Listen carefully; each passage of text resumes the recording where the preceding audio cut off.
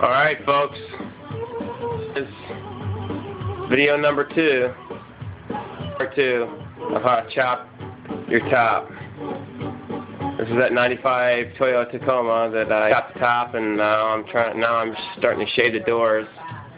I'm actually I've put a lot of the metal, actually a majority of it, 95% of it, back in the roof, folks. But I'll get to that later.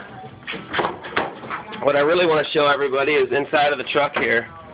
Is see up along, before I even chopped off this roof, before I chopped it into the 6 sections, I went along and made many little gusset welds, if you will, but just built up spot welds on the roof to keep it from potato chipping on me. This is very important. You do not want anything potato chipping on you when you go to put it all back together. So make sure you make a lot of these spot welds. Make sure your roof is nice and sturdy before you go cutting it in 6 places. Okay, so these supports that I have on the roof that go down to the bottom of my floor, this is exactly how I adjusted my roof, that I got all the 6 halves even. I welded it on the top there. It doesn't have to look pretty here, folks, you know what I mean? It's just got to hold it all nice and steady. And then down at the bottom, here I'll show you on one that's actually not in use, I just welded a nut and put a bolt in there, you know what I mean? And then I can get it exactly how I want it here, folks. I can take it up or take it down, whatever I want, and get the exact height so it's all nice and perfect. Okay, going on to the back here. Oh, there's my Sportster, my rat rod Sportster that I built from the ground up.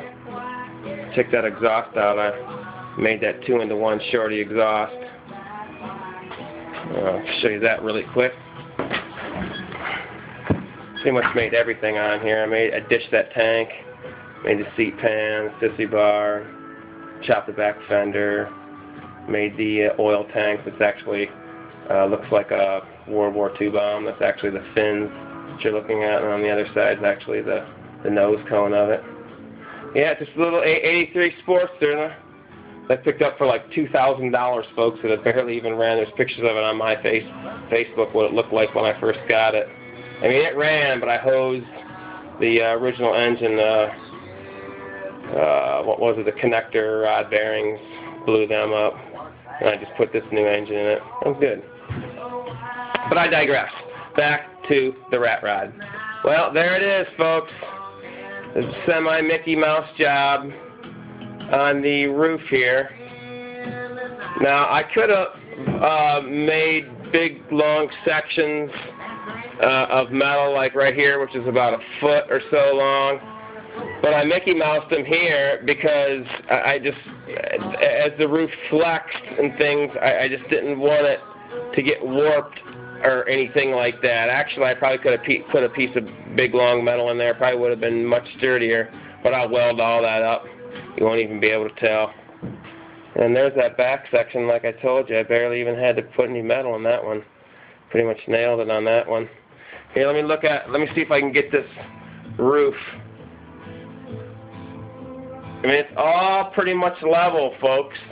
I mean, there's one hump right here, right on the side of the passenger door. I'm going to have to recut that off of there and let that metal relax right there and weld it all back together. And then right over here on the driver's side door, this section I'm going to have to raise up by just a little bit. But I'll just cut that all free again and re-spot weld that all. And I'll show you maybe when I can get my girlfriend over here to hold the camera to how to put in these little patch panels. They're really easy to do, to get them all, you know, fairly level. I mean, they don't have to be perfectly level because I'm going to lead all that up. But that's a whole nother demo is how I'm going to lead all this. I'm not going to use any Bondo in this, folks. It's all going to be lead.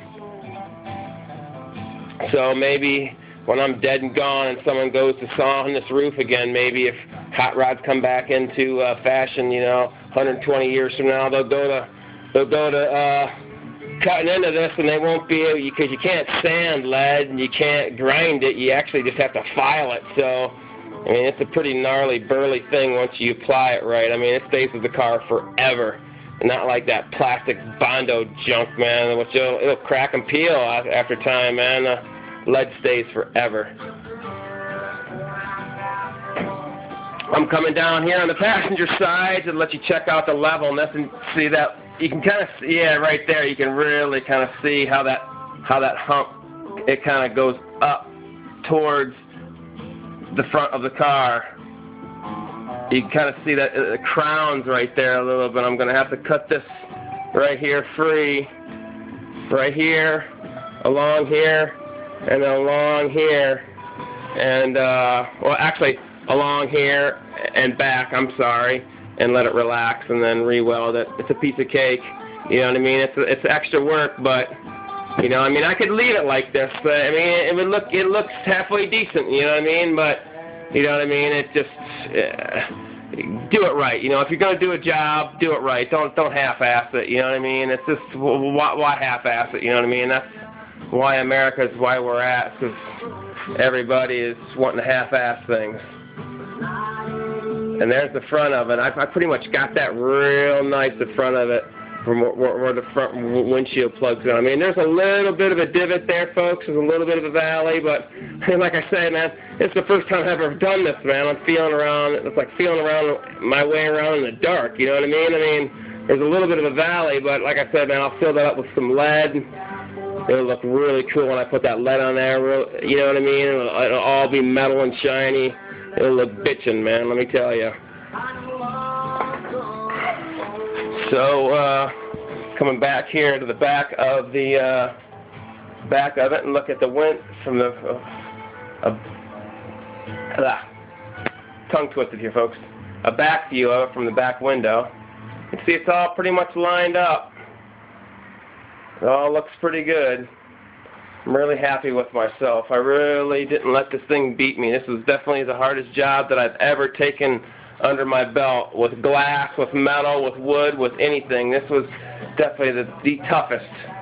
But don't let it beat you, folks. When the going gets tough, get going. You know what I mean? Just suck it up, man, and just get her done. And you know what I mean? You're so much happier with yourself when you do something and you don't think that you can complete it, and you complete it, and it turns out really nice. It's the feeling of elation. It's just amazing.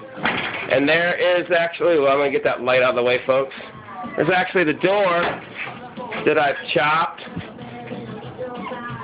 and that's for a whole nother demo itself too. I'm going to show everybody out there in YouTube land how to chop and shave your doors.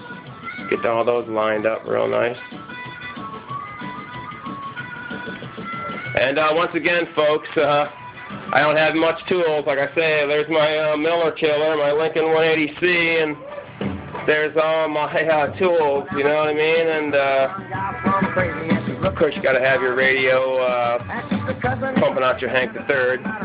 But you can do this, folks, in your garage. You know what I mean? This is my garage, one-car garage. There's my little paint booth over there.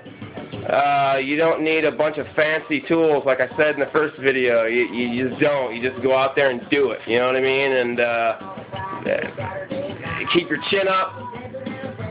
Always have a positive attitude. Don't ever come out in the shop when you're tired or when you're hungry or when your mind's not into it. Or you can come out in the shop when you're tired or when your mind's not into it, and maybe your work can get you from being not tired and get into it. But a lot of times it makes you tired and your work will slip and your workmanship will slip. So go out there with a positive attitude and a clear head, and your work will come out amazing. This is Butch from Mean Green Fabrication, and Part 3 will be coming here in a week, folks. I want to thank everybody, too, for watching my videos. I just can't believe I've gotten this many views, and a couple people left some really nice comments about it. You know, I really appreciate all the comments, folks. I'm really horrible at taking comments, good comments, but I really appreciate all like I said, good comments. I just appreciate it. It really makes me want to get up in the morning and come out here and you know, make this rat rod and make videos and show people knowledge and get the knowledge out there. So I'm meandering, I'm running my mouth, I'm blathering on. So see ya. Have a grateful day.